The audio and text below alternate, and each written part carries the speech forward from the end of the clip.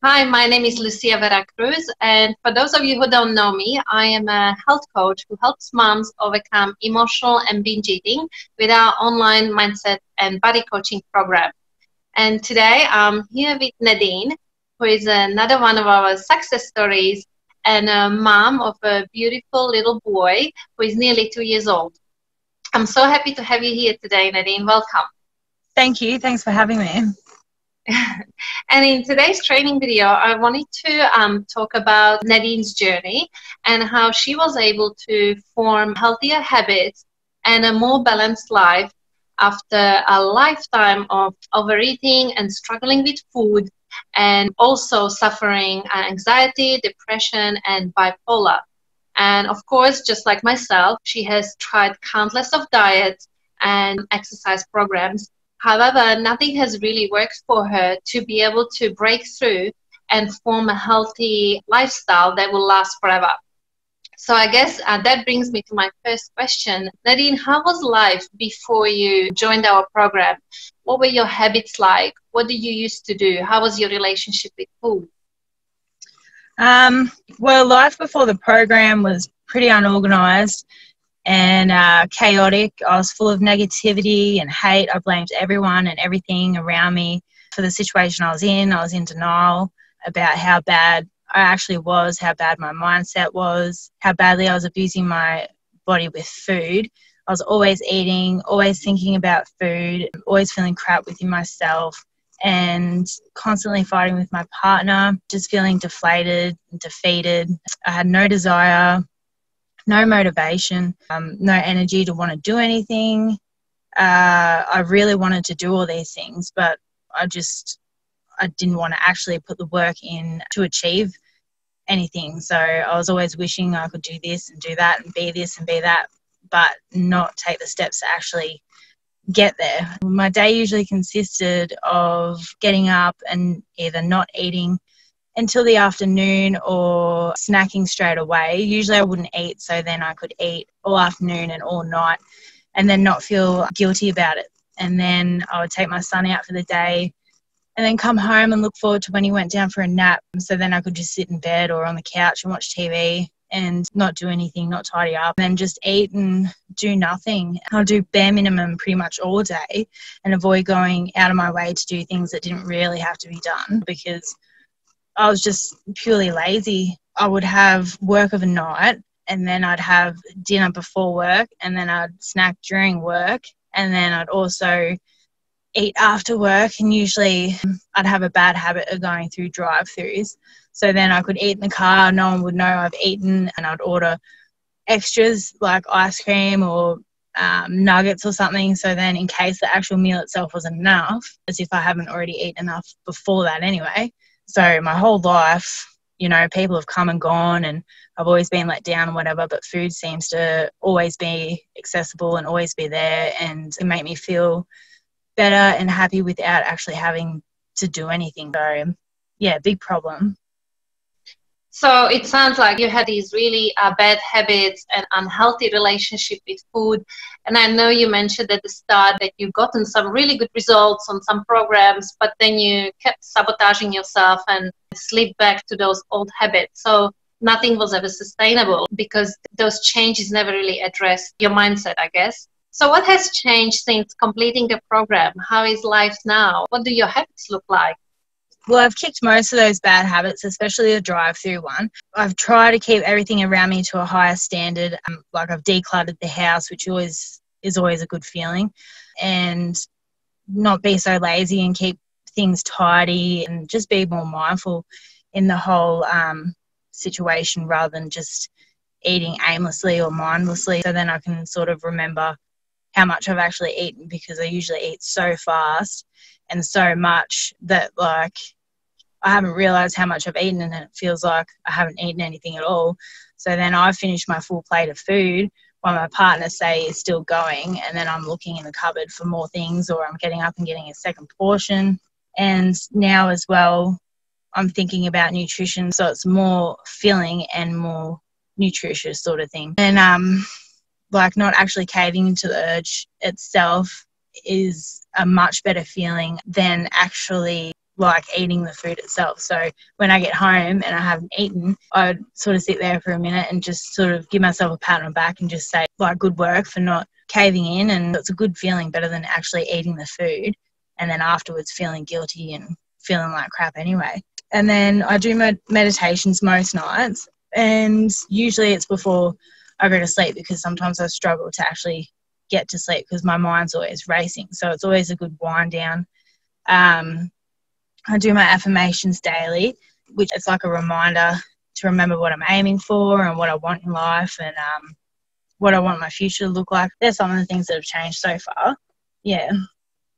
Wow, that sounds like a lot has changed since you finished the program. And each step that you have taken, it didn't happen all at once. So it's all about implementing these strategies and making these small changes one day at a time to be able to sustain them long term. And I guess that brings me to my next question, which was, which strategies have worked best for you to help you make these changes and create these new habits? Well, mindfulness I found is a huge thing, like with everything really, just to be present and in the moment in everything that I do, not just with eating, because I do miss a lot of things because I'm constantly living in the past or living in the future and just not enjoying the moment and just missing out on so many things. It just helps me to feel more grounded and focused, and helps me when I'm eating and stuff. Not weighing myself, because I did weigh myself once during the program, which just made me feel like absolute crap, and just sort of brought all the bad thinking back in and negative thinking, like, why am I even doing this? What's the point? And not focusing on calories, because I was doing something beforehand which I was very focused on calories, and it was very restrictive, and that's all well and good and it works at the time, but then after a certain amount of time, then you just feel like you need to sort of make up for lost time, and it's just too much.